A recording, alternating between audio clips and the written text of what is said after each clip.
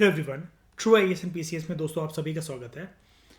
हम लोग कंटिन्यू करते हैं अपनी बुद्धिज़्म एंड जैनिज़्म की डिस्कशन को थीम 1 की क्लास 12 की एनसीईआरटी से। और आज की डिस्कशन में हम लोग बात करने वाले हैं एक इम्पॉर्टेंट बॉक्स के बारे में जो कि बात कर रहा है फैटलिस्ट एंड मटीरियलिस्ट के बारे में। फैटलिज्म एंड मटीरियलिज्म समझते हैं इस चीज़ को क्या है। यहाँ पर आपको एक ना टेक्स्ट दोस्तों समझा रखा है जो कि सुध पितक से लिया गया है। ठीक है, सुध पितक क्या था बताओ कि ये किसके बारे में बात करते हैं। सुध पितक जल्दी फटाफट मुझे इसके बारे में बताओ। What do you understand by सुध पितक? हाँ, किसके लिए? ये है टीचिंग्स ऑफ,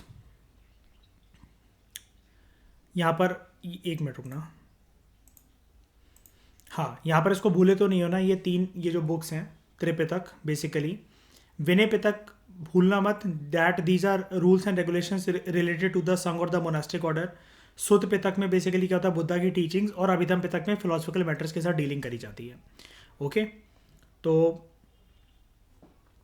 यहाँ पर कॉन्वर्सेशन आपको दिखाई गई है। एक राजा था अजात शत्रु या अजात शत्रु, आपने पढ़ा होगा 6 क्लास की एनसीईआरटी में, हमने इसके बारे में जिक्र करा था। ठीक है, मगध का राजा था, ruler of Magadh and Buddha के बीच में कॉन्वर्सेशन यहाँ पर चल रही है। एक बार की बात है, जो राजा अजातशत्रु था वो बुद्धा से मिलने आता है एंड वो डिस्क्राइब करता है बुद्धा को कि एक जो दूसरे टीचर हैं, फिलोसफर हैं, कोई भी है, उनका नाम था मखाली गोसाला। ठीक है, मखाली घोष या फिर मकाली गोसाला बोलते हैं इनको। उन्होंने अजातशत्रु को क्या बताया? ठीक है, बेसिकली जो मकाली गोसाला है वो बेसिकली अजातशत्रु को बताते हैं कर्मा के बारे में। ठीक है, कर्मा के चक्र में हर कोई फंसता है, उसके चक्रव्यूह में हर कोई फंसता है। अनदर कंसेप्ट वो अजातशत्रु को प्लेजर एंड पेन के कंसेप्ट के बारे में बताते हैं। ठीक है, और संसार के बारे में बताते हैं, ट्रांसमाइग्रेशन के, जो आप जैसा यूनिवर्स में फेंकोगे वो वैसे ही घूम फिर कर आपकी ज़िंदगी में परिणाम डालता है। ठीक है, आप अपने कर्मों के अनुसार जो है अपने जीवन को या उसकी क्वालिटी को कम या ज़्यादा कर सकते हो। ठीक है, ये सारी बातें बेसिकली जो है मकाली गोसाला अजातशत्रु को बताते हैं कि अगर तुम अच्छे से अपने जीवन का पालन करोगे तो आप अपने जीवन में तुम दुख वगैरह का निवारण कर सकते हो, उसको ख़त्म कर सकते हो। ठीक है, ये फिलोसफिकल मैटर है जो कि मैंने ऊपर ऊपर से आपको निपटा दिया, इतना इंपॉर्टेंट नहीं है। ठीक है, एक और फिलोसोफर यहाँ पर जो इस एरा में था वो था अजीत केसा कंबालिन। ठीक है, इनसे भी अजातशत्रु ने कुछ ना कुछ सीखा था।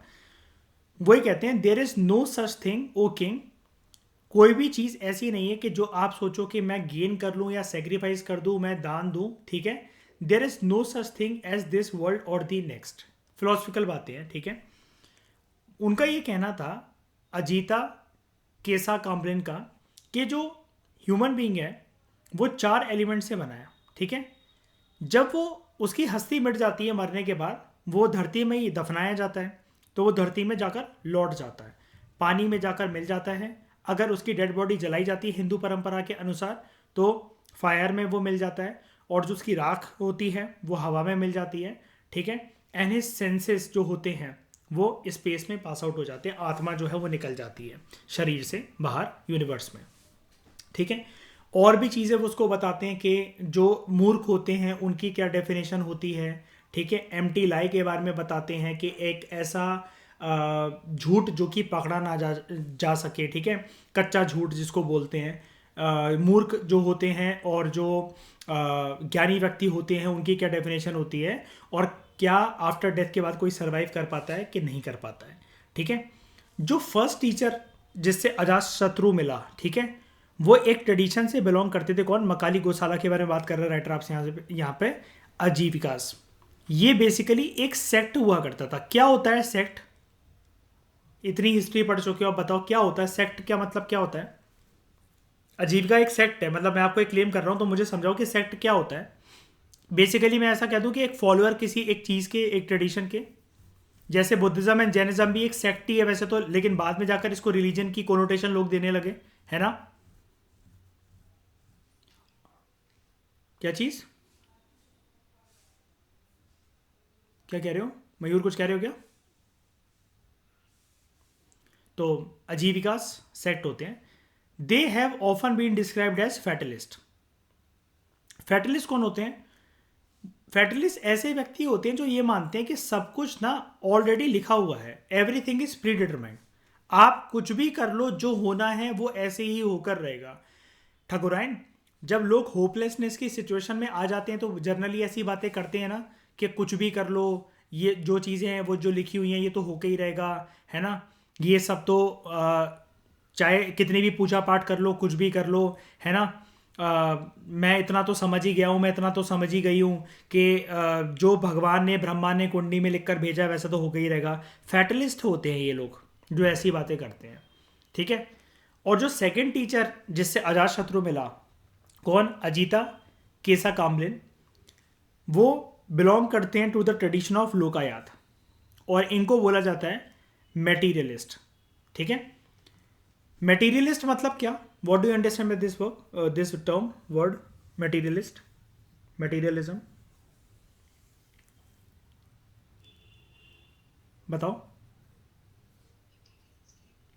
हाँ, मतलब कि हाँ, आप ये सब चीज़ें होल्ड करके रखो, उसमें कोई बुराई नहीं है, ये मानते हैं, ठीक है।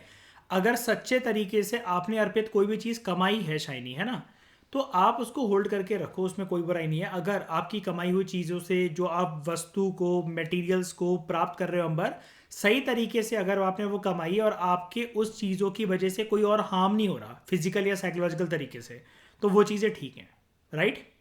तो जो टेक्स्ट हैं इन ट्रेडिशंस के, ये सर्वाइव नहीं कर सके हैं, हमें दूसरे ट्रेडिशन से इनके बारे में पता लगता है। देखो, अभी इतना इंपॉर्टेंट नहीं था, लेकिन मैं आपको यहाँ पर ना एक एनालिसिस देना चाहता हूँ, अंबर ध्यान से सुनना है इसको, ठीक है। सबसे पहले तो अगर आपको ये आए कि मगध के टीचर्स किस एग्जाम में कैसे फॉर्म में आएगा ये तो मैं नहीं बता सकता क्योंकि कभी आया नहीं है। अजीता केस कंबालिन और मकाली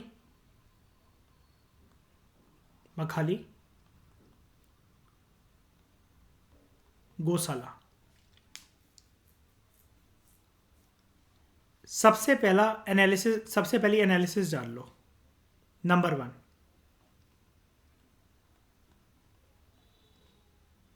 बुद्धा के साथ साथ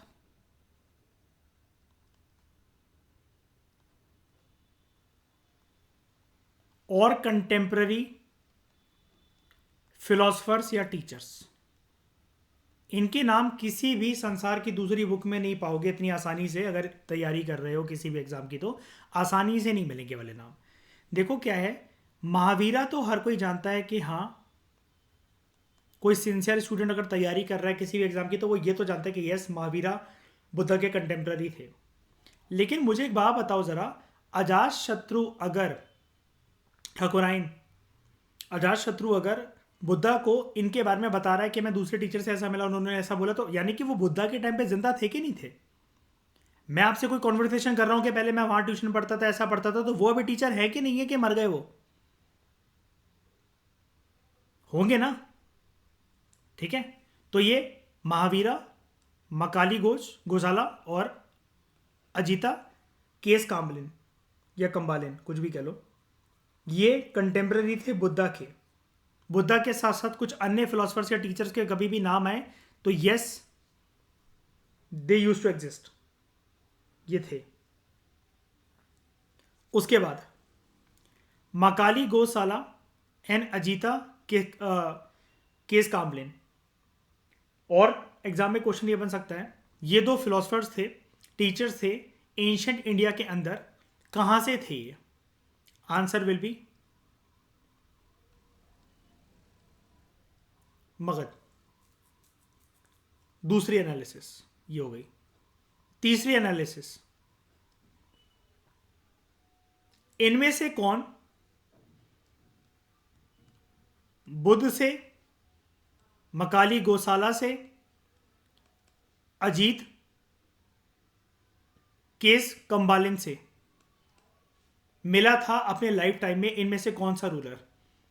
तो बड़े सारे प्रकार के question like option, sorry, like के अशोक, वो दे दे नाम आपको, काल अशोक दे दें, कोई और दे दें, तो उसका आंसर होगा, करेक्ट आंसर विल बी, क्या होगा, अजातशत्रु। अजातशत्रु। ठीक है। थोड़ा सा क्वेश्चन एक टफर साइड पे, वो ये होगा,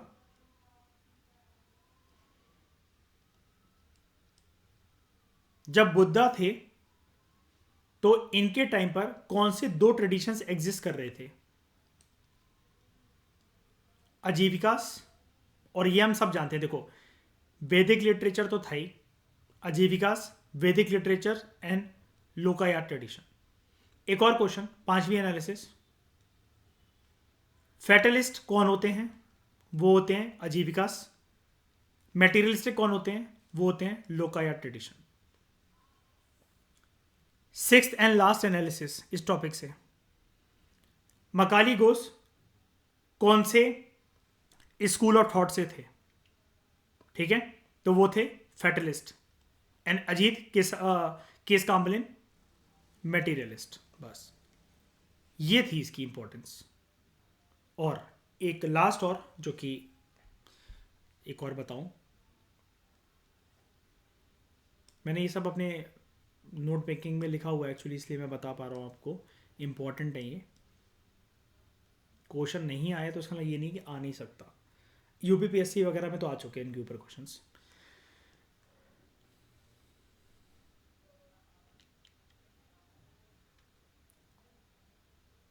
इनमें से मतलब क्वेश्चन अगर ये आता है कि सुत पितक जो है, इनमें से किसके बारे में बात करता है? एक ऑप्शन तो बहुत सिंपल आ जाएगा कि हम जानते हैं जो पितक है, सुत पितक, वेनी पितक, अभिधम पितक, वो बुद्धिज्म से रिलेटेड है। अगर ये दो ऑप्शन और आ जाए, अगर आपको महावीरा अगर आ जाए, जैसे महावीरा, तो ये तो आप काट ही दोगे आराम से कि नहीं, सुत पितक इनके बारे में बात नहीं करता। और अगर आ जाए दूसरे ऑप्शंस, मकाली गोसाला और अजीत केस कंबालिन, तो अगर वहां पर ऑप्शन हो 1, 2 एंड 3 ओनली, तो ये राइट होगा, बिकॉज बुद्धा के बारे में सुतपितक में बात हुई है, मकाली गोसाला के बारे में बात हुई है, और अजीत केस कंबालिन के बारे में बात हुई है। ये 7 एनालिसिस है, बहुत इंपॉर्टेंट बताई है मैंने आपको, इसको याद रखना। ठीक है, इसके अलावा कोई भी क्वेश्चन, एक सिंगल क्वेश्चन नहीं बनता इसके ऊपर। एग्जामिनर को बैठ के सोचना होगा तो वो यही इन्हीं एस्पेक्ट्स के ऊपर सोचेगा, और उसका दिमाग कहीं जा ही नहीं सकता, इससे ज़्यादा किसी की बुद्धि काम नहीं कर सकती इस टॉपिक के रिगार्डिंग। फिर बात करते हैं हम लोग, अब प्रॉपर तरीके से स्टार्ट करते हैं एक स्कूल ऑफ थॉट को या एज अ रिलीजन को देखना। सबसे पहले चैप्टर बात करेगा जैनिज्म के बारे में, फिर बुद्धिज्म के बारे में। तो हम लोग जैनिज्म के बारे में जानते हैं। बियॉन्ड वर्ल्डली प्लेजर्स, दुनिया में जो भौतिक वस्तुएं हैं, जो भी मेटीरियलिस्टिक हैं लोग, या जिनकी मेटीरियलिस्टिक डिजायर्स हैं, जिनकी वजह से उनको गेन करके लोगों को प्लेजर मिलता है, तो Jainism as a school of thought और उनके एक प्रोमिनेंट टीचर इस रिलीजन से, वर्धमान महावीरा, ये बताते हैं अगर इतना ही मेटीरियलिस्टिक डिजायर्स को गेन करने वाले लोग प्लेजर सीकर हैं और प्लेजर उनको मिलता भी है, वाई दिस प्लेजर और हैप्पीनेस, वाई दिस प्लेजर और happiness is not long lasting.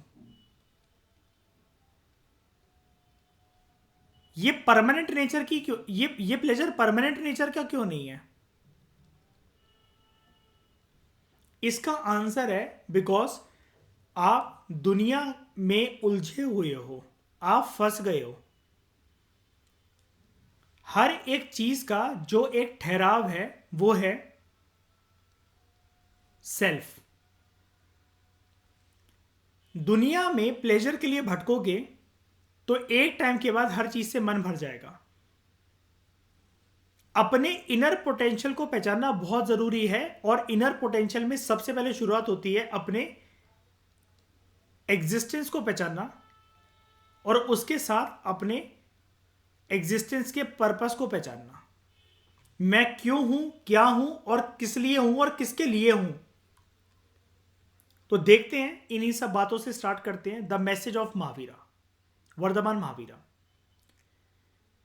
जो बेसिक फिलॉसफी है जैनास की, वो ऑलरेडी नॉर्थ इंडिया में प्राचीन भारत में एग्जिस्ट करती थी जब वर्धमान महावीरा का जन्म हुआ भी नहीं था। जैनिज्म के साथ हमेशा इनको रिलेट करा जाता है और कई स्टूडेंट्स इस बात में गलत हो जाते हैं। वो ये मानते हैं that Vardhaman Mahavira is regarded as founder of Jainism. नहीं, गलत है ये। Buddha can be called as founder of Buddhism, हाँ या ना? हाँ या ना? ठीक है। Vardhaman Mahavira is founder of Jainism? नहीं। अंबर, आप याद रखना एक चीज, दोनों स्कूल ऑफ थॉट में या फिलोसफर, आप फिलोसफी में कह लो या रिलीजन कह लो, इनको जो भी कहना है कह लो, सारी बातें ठीक ही होंगी। टीचर्स का कंसेप्ट होता है। when we talk about Buddhism and Jainism, यहां पर कुछ टीचर्स का कंसेप्ट होता है। इधर बुद्धिज्म के अंदर टीचर्स को बोला जाता है बोधिसत्वास, एंड जैनिज्म के अंदर बोला जाता है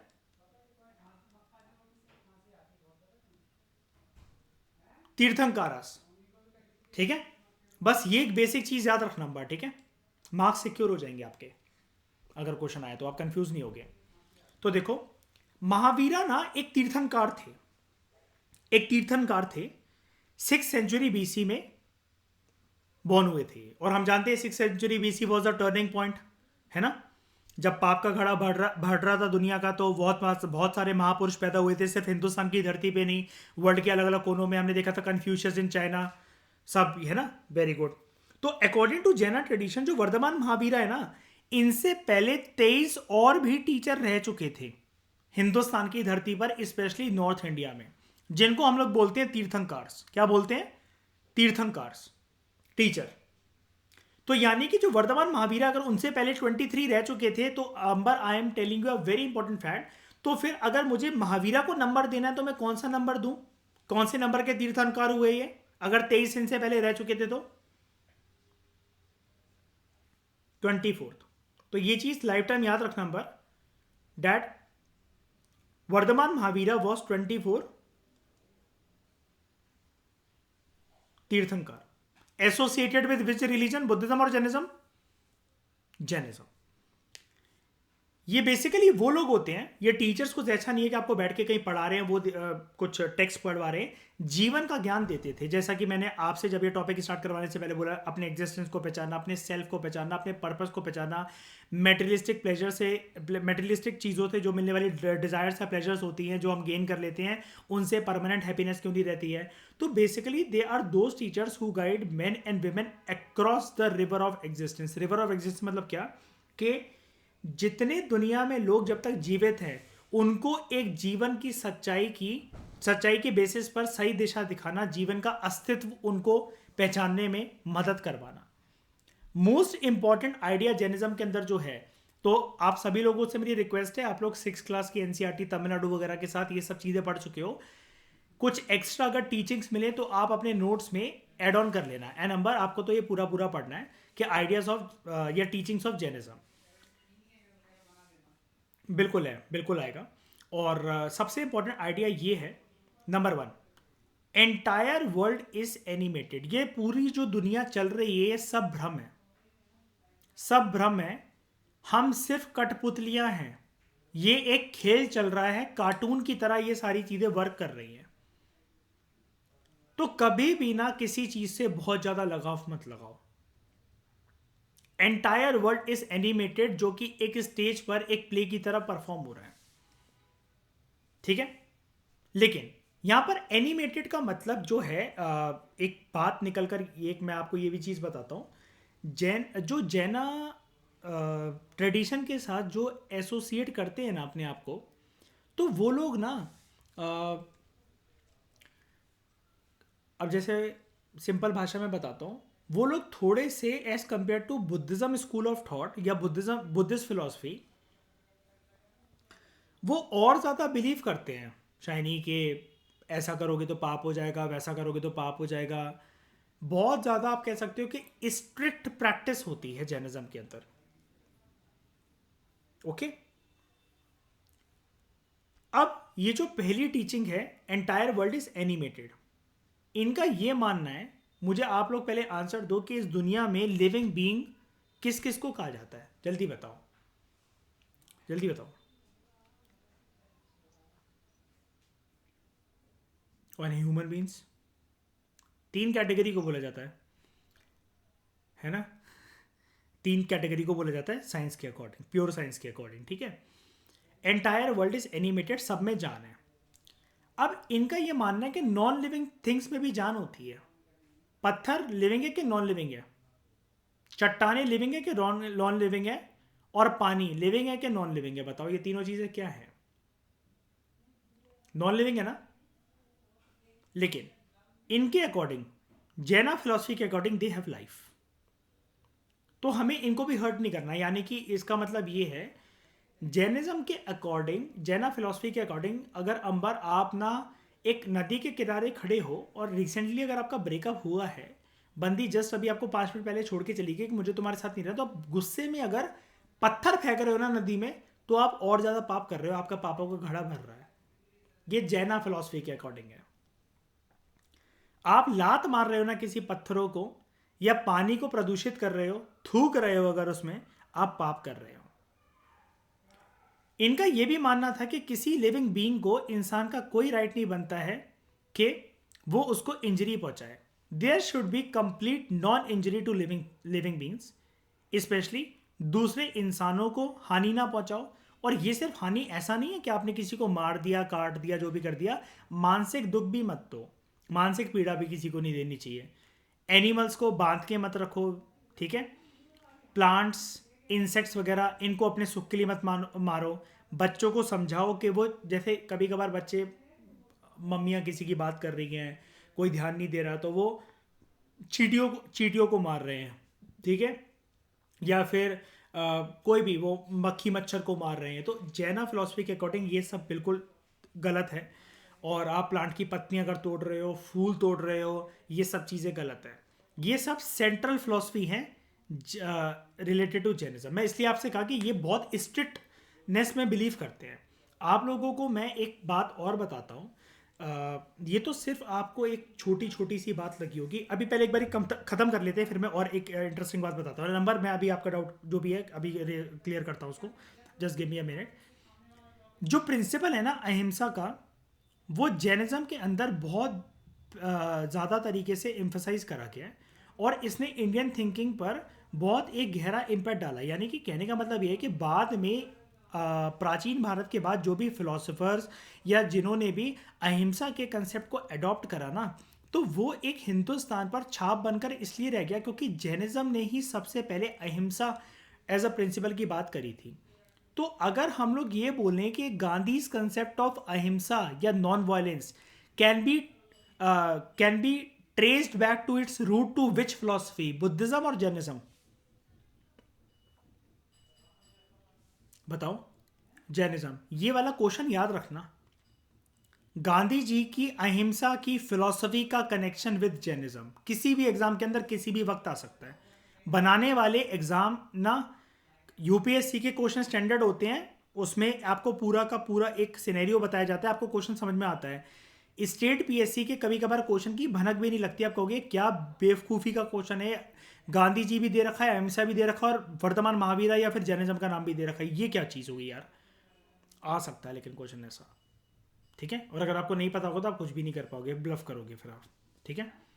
अकॉर्डिंग टू जैना टीचिंग्स, जो साइकिल होती है ना हमारे जीवन की और मरण की, cycle of birth and rebirth, ये बेसिकली आपके कर्मा के अनुसार होती है। यानी कि अगर आपको इंसान की योनि में जन्म मिला है, अगर आप इस जन्म में पाप करते चलोगे, आप दारू पियो, सिगरेट पियो, बदतमीजी करो, जो मर्जी करो, आप अगर फिर भी सुख भोग रहे हो तो ये सिर्फ इसी जन्म की बात नहीं है। जैना फिलॉसफी मानती है कि आपने इस संसार में तो सुख भोग लिया, आप दुनिया वालों को तो ये दिखाकर चले गए कि देखा कुछ भी नहीं होता नॉनवेज खाने से, दारू पीने से, लड़कियों के साथ बदतमीजी करने से, किसी का मजाक उड़ाने से, किसी की बेइज्जती करने से, लोगों की औकात के बारे में कमेंट करना, कितना भी पाप करना, मर्डर करना, इससे कुछ भी नहीं होता।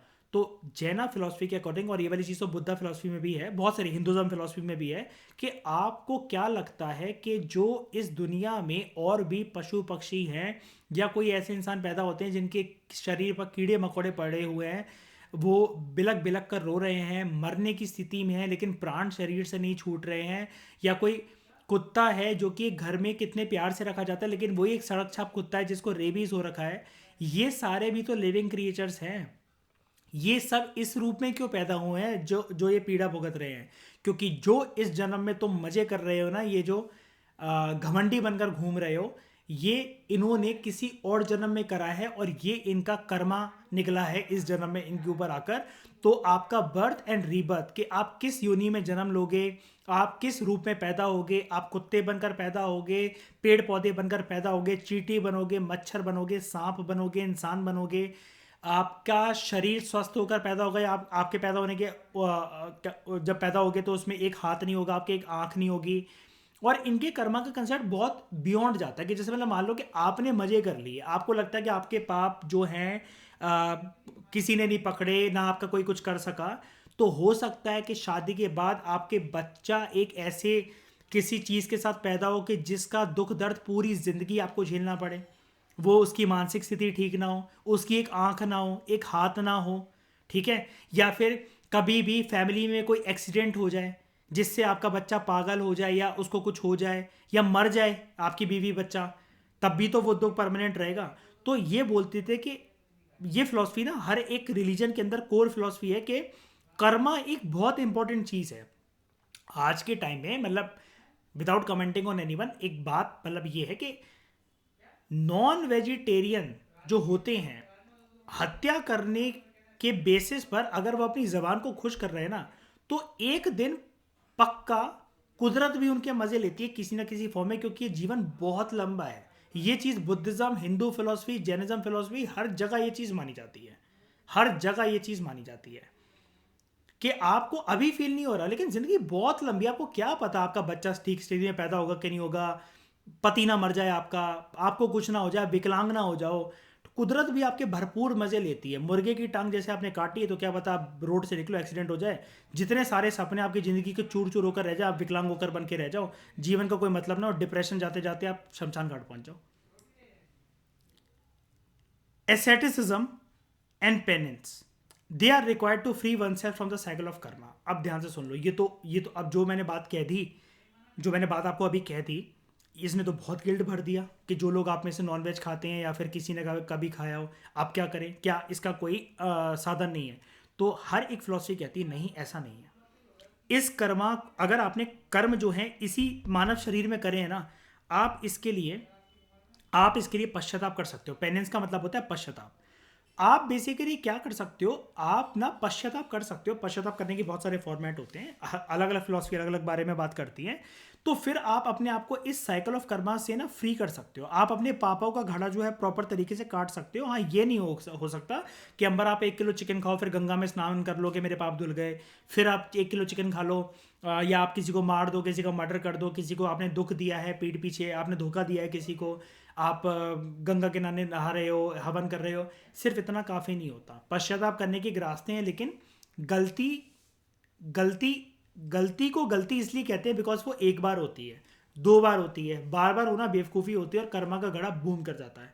ठीक है, ये बेसिकली कैसे हो सकता है? अगर आप बर्थ रीबर्थ से बचना चाहते हो कि आपको किसी भी योनि के अंदर, किसी भी फॉर्मेट के अंदर आपको जन्म लेना ही नहीं है, तो आप ये कर सकते हो बाय रिनाउंसिंग द वर्ल्ड। आप दुनिया को छोड़ दो। अब दुनिया को छोड़ने का मतलब ये नहीं है कि डेथ को अपना लो।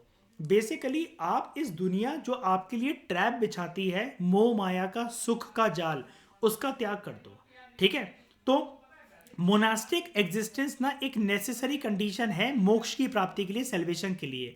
मोनास्टिक एग्जिस्टेंस मतलब इन लोगों की भी एक मोनेस्ट्री होती थी जहां पर जाकर आप मेडिटेशन कर सकते हो, जीवन के पहलू को सीख सकते हो, जीवन के प्रिंसिपल्स को अडॉप्ट कर सकते हो। तो जो जैना और मंक्स जो होते हैं, जब भी कोई मोनेस्टिक ऑर्डर में जाता है, अगर जो प्रॉपर तरीके से जो अगर देखो, वैसे तो इनके भी स्कूल्स जो हैं वो डिवाइड हो गए हैं श्वेतांबर और दिगंबर में। जैसे एक होते हैं वो वाइट कपड़ा लपेटते हैं, एक होते हैं जो पूरे न्यूड रहते हैं। ओरिजिनल जो जैनिज्म है it is all about remaining nude, लेकिन औरतों के ऊपर कभी भी इन्होंने ऐसा कोई प्रतिबंध नहीं डाला कि आप भी न्यूड रहो।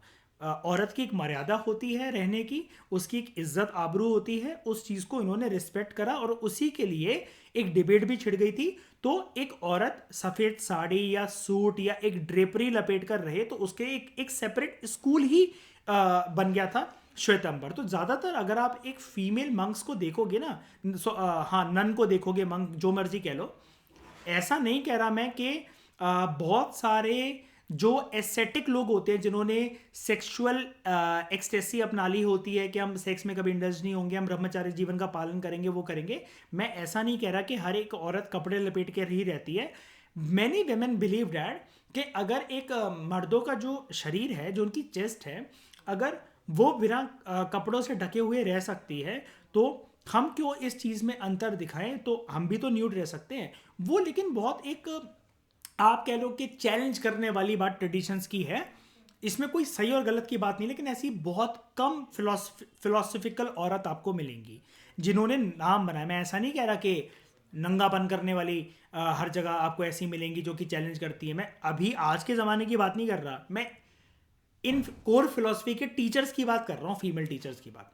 ठीक है। अब अगर जो जैना मोनेस्टिक ऑर्डर को ज्वाइन करता है तो उसको ना दोस्तों 5 कस्में खानी पड़ती हैं। दे टुक 5 वोस। सबसे पहले, हम ना कभी भी हत्या नहीं करेंगे किसी की, ना ही कभी करवाएंगे। बड़े सारे लोग रीज़न देते हैं कि नॉन वेज अगर हम खाते हैं तो हम थोड़ी ना मारते हैं उसको। आप डिमांड तो आपकी है ना, डिमांड तो आपकी है, तभी तो कसाई उसको काट रहा है। तो यहां पर किलिंग का मतलब ये नहीं है कि आप ना मारो, आपकी वजह से अगर कोई मर रहा है ना तो वो कर्मा भी पूरा का पूरा आपके ऊपर जाएगा। यानी कि कसाई से अगर आप 1 किलो चिकन लेकर आए हो, मुर्गा अगर मरा है तो वो कसाई के ऊपर एक सिंगल परसेंट कर्मा लगे चाहे ना लगे, ब्लेम लगे चाहे ना लगे, आपके ऊपर 100%, 1000% पूरा का पूरा है, जिसका परिणाम आपको, आपके परिवार को, आपके बच्चों को किसी ना किसी फॉर्मेट में भुगतना पड़ेगा। दुख पीड़ा होगी जिससे बचना असंभव हो जाएगा। एब्सटेन फ्रॉम, बचो। एब्सटेन का मतलब होता है इन सब चीजों से बचो। From killing, stealing A line, झूठ मत बोलो, चोरी चकारी मत करो। सेलिबेसी को ऑब्जर्व करो, ब्रह्मचर्य का पालन करो।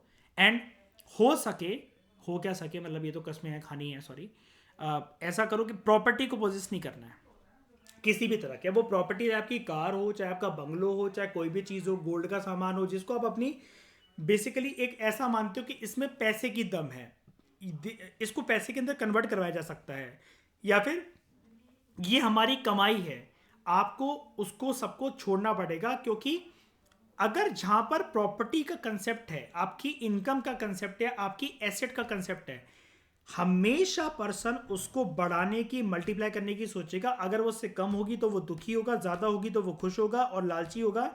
तो ये तो फिर दुनिया के मोह माया के जाल में, प्लेजरिस्टिक प्रिंसिपल में फंसे रहने वाली बात हो गई, ऐसा जैन फिलॉसफी का कहना है। ठीक है। ये एक इमेज है तीर्थंकार की from Mathura in the 3rd century BC।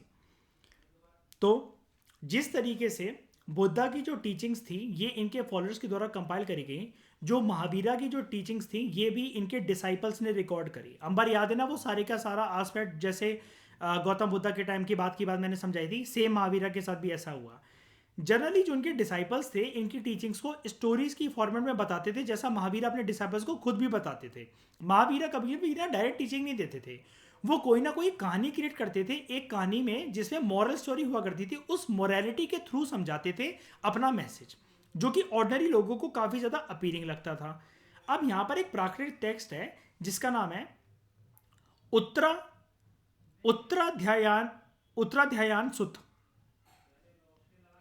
ये डिस्क्राइब करता है कि एक क्वीन थी कमलावती, इसने अपने हस्बैंड को मनाया था कि हमने बहुत जोड़ लिया है, अब छोड़ो, जितना हमें सुख प्राप्त करना था कर लेते हैं, अब हम ना अपनी एग्जिस्टेंस को पहचानने में चलते हैं पतिदेव।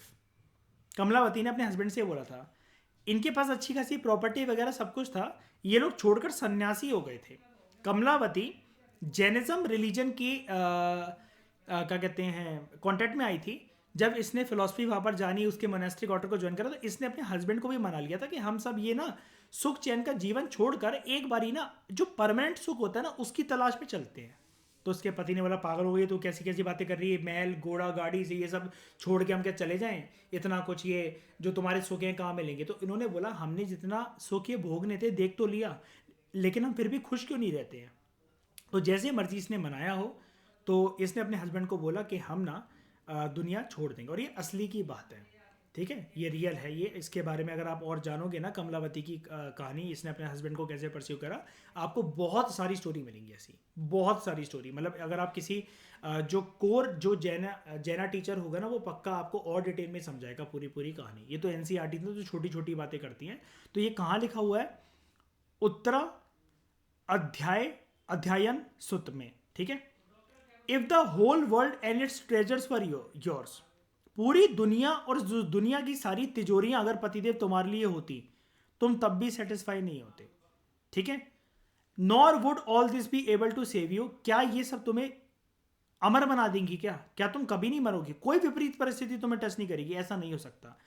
जब तुम मरोगे ना, वो अपने पति से बोलती जब तुम मरोगे ना हे राजन, तुम ये सारी की सारी चीजें ना इसमें छोड़ के ही जाने वाले हो संसार में, क्योंकि एक माचिस की तीली तक कोई भी पर्सन चाहे वो कितना भी जोड़ ले इस संसार से लेकर नहीं जाता।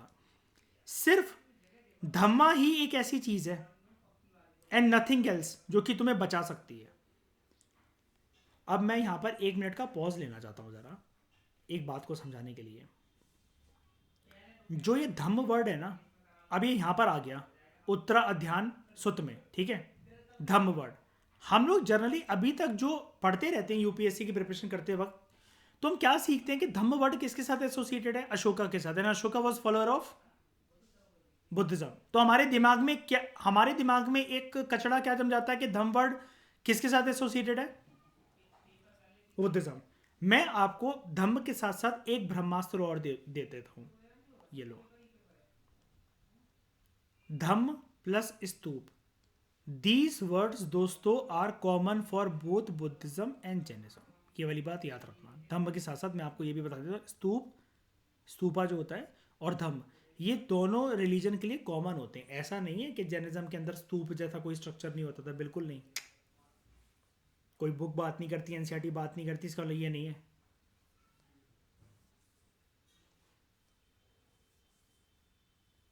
वो टीचिंग्स के साथ कॉमन के मतलब वो चीज, वो सारी चीजें जो कॉमन है। अब जैसे अभी हमने ऊपर देखा, ये बहुत सारी टीचिंग्स हम बुद्धिज्म के अंदर भी देखेंगे और हिंदू फिलोसफी के अंदर भी देखेंगे, ये भी चीज है ना, उसके साथ रिलेट करा जाता है। ऐसा मैं समझ लेना बल्कि वो इस्लामिक वर्ड है, ऐसा नहीं होगा, ठीक है। हाँ, तो as the bird dislikes the cage, ऐसे आप चिड़िया को अपनी नैन सुख प्राप्ति के लिए अगर आप उसे बंद करके रखते हो, चिड़िया को वो चीज़ पसंद नहीं आती, ठीक है। तो वो ये कहती है अपने पति को कि मुझे भी ना इस दुनिया से घृणा होने लग गई है, क्योंकि मुझे ऐसा लगता है कि इस दुनिया की मोह माया की जाल में हम लोग फंस कर रह गए हैं। पति को उसकी बात समझ में आती है। तो ये प्रेग्नेंट होने वाली होती है, मतलब ऐसा नहीं है कि इसने कंसीव कर लिया होता है, प्लान वगैरह बना रहे होते हैं लोग भी अपनी फैमिली वगैरह को रेस करने का, लेकिन उतने टाइम तक ये ना जैनिज्म के साथ जुड़ चुकी थी, इसको बातें आज समझ में आ चुकी थी और इसमें दिमाग में चीज़ें घुस चुकी थी। जैसा कि ऐसा मान लो, मैं एक रियलिस्टिक एग्जांपल दे देता हूँ, जैनिज्म के साथ एसोसिएट नहीं करूँगा इसको। जैसे अर्पित, ऐसा मान लो अमेरिका में कोई एक बहुत बड़े कॉरपोरेट इंडस्ट्रियलिस्ट की फैमिली है, पति पत्नी ऐसे हैं कि वो रोज एक फरारी खरीद सकते हैं, ठीक है। और ऐसा हुआ भी है, ऐसे एक केस नहीं हजारों करोड़ों केस है, ठीक है। लेकिन वो आ जाते हैं इन्फ्लुएंस में, हरे रामा हरे कृष्णा, क्या वो सारी चीजें छोड़कर मथुरा वृंदावन चले आएंगे क्या, अगर उनके दिमाग में सारी कोर चीजें हो? और क्या ऐसे एक एग्जाम्पल है कि लाखों करोड़ों एग्जाम्पल है, बताओ ऐसे? मैं झूठ बोल रहा हूँ कि अपने मन से बना रहा हूँ कि ये सब चीजें होती हैं, हम लोग हिंदुस्तानी हम जानते हैं, आते हैं ना। और एक एक जन से अगर हम जाके बात करें तो सबकी यूनिक यूनिक कहानी है ना अर्पित, जो हमें भौचक्का कर देगी, चौंका देगी, कि ऐसी ऐसी चीज़ें कि भाई इतनी प्रॉपर्टी अगर हमारे पास होती तो हमने अंबानी के घर के बगल में एक घर बनवा लिया होता, है ना। हुए हैं ऐसे केसेस, ठीक है। जितनी बात करी जाए उतने कम है, जितनी स्टोरी अगर गिनवाई जाए उतनी कम है। तो वो कहती है कि देखो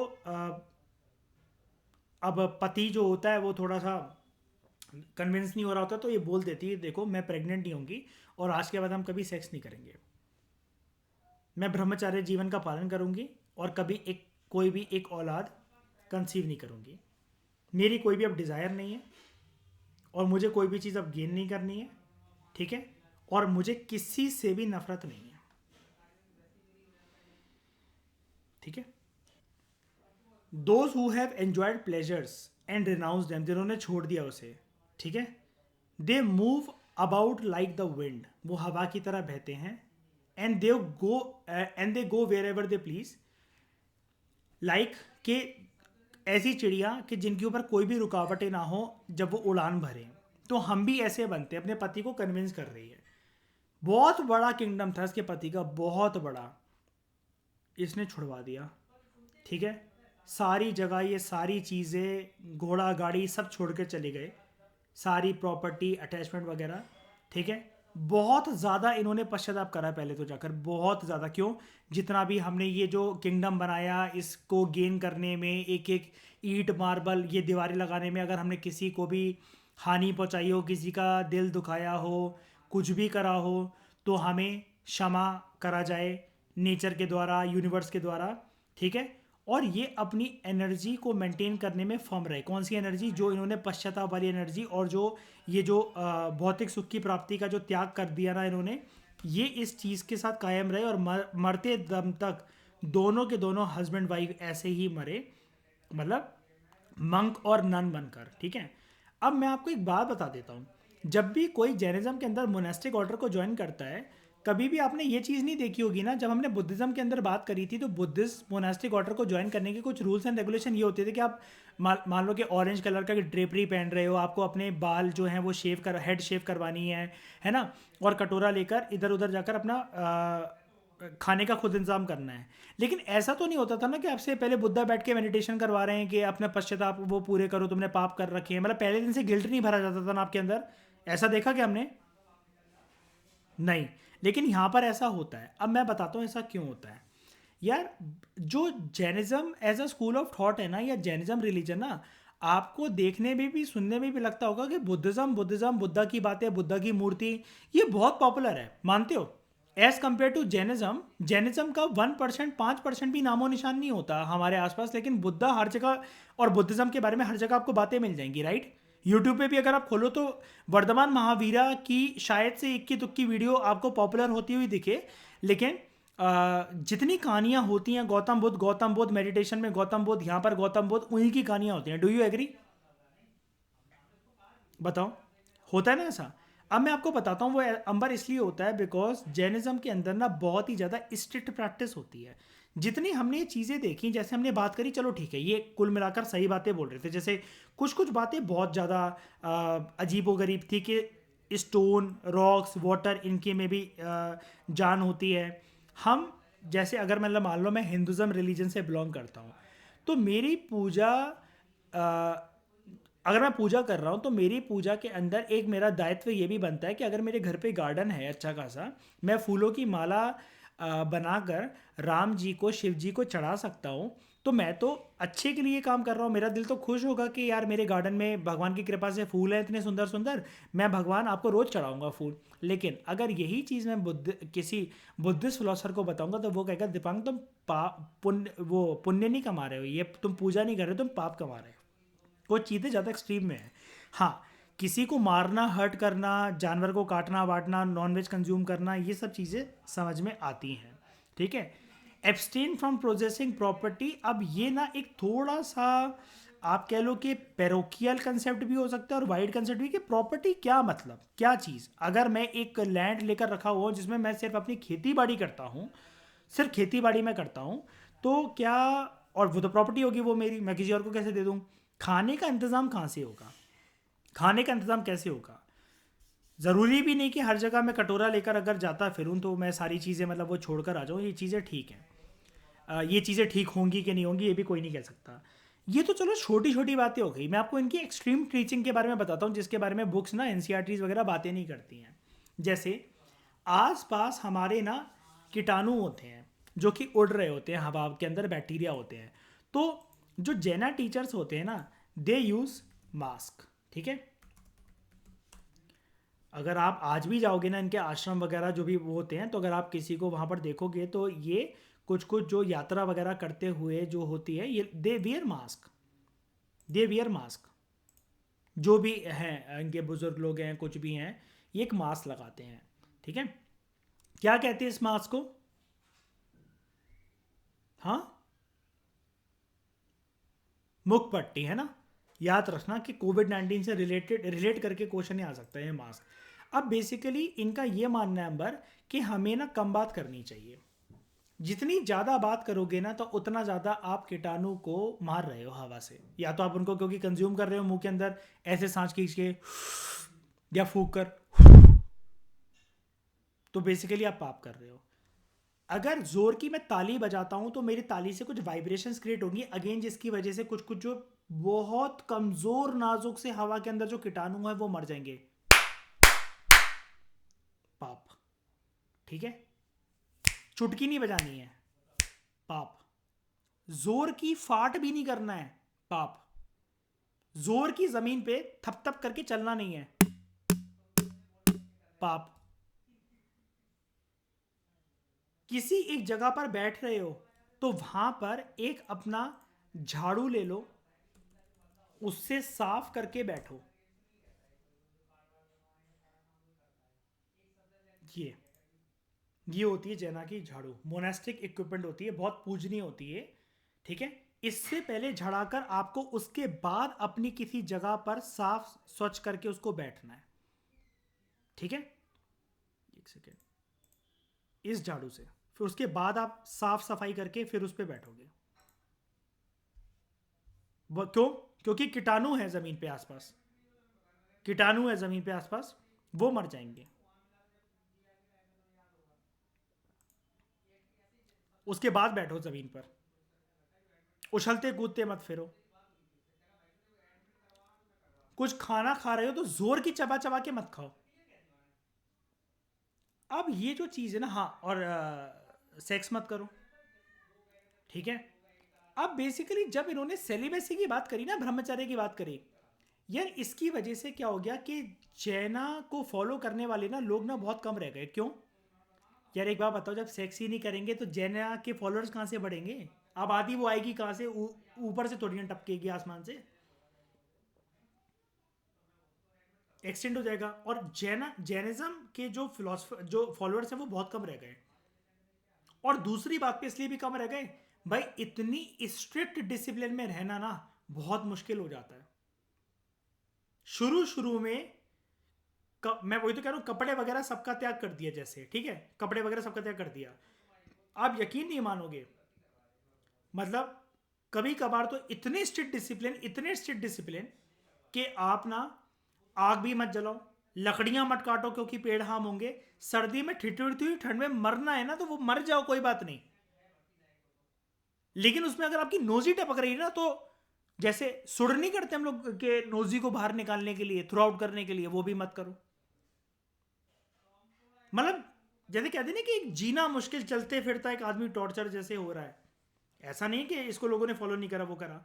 अब अगर आपको कभी कभार एक फाइनल मेडिटेशन करनी है तो इनका एक और तरीका रहता था अंबर, क्या कहते हैं दोस्तों उसको, बताओ जल्दी बताओ।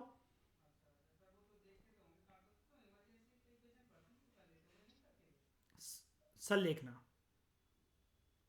इसमें क्या होता है अंबर कि आप मेडिटेशन करके बैठे हो, मेडिटेशन करने बैठे हो, आप उठोगे नहीं। अब आप नहीं उठोगे। कब उठोगे अंबर? जब तक मेडिटेशन में क्या प्राप्ति ना हो जाए, जब तक डेथ ना हो जाए, शरीर ना छोड़ दे आत्मा, तब तक आप करते रहोगे। ऐसे ही एक जैना मंक की चपेट में आ गए थे चंद्रगुप्त मौर्य, अशोका के दादाजी। अशोक को तो जानते होगे, साउथ इंडिया से कर्नाटका के पास से श्रवण बेलगोला एक जगह है, वहां से एक मंक आया था, क्या नाम था उसका?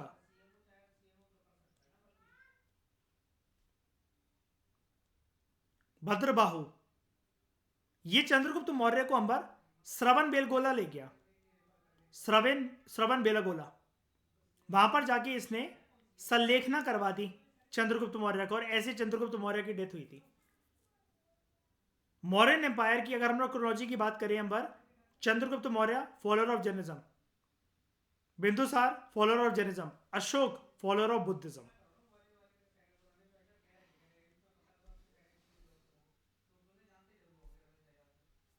उसके बाद spread of Jainism, gradually Jainism जो है it is spread to many parts of India like Buddhist.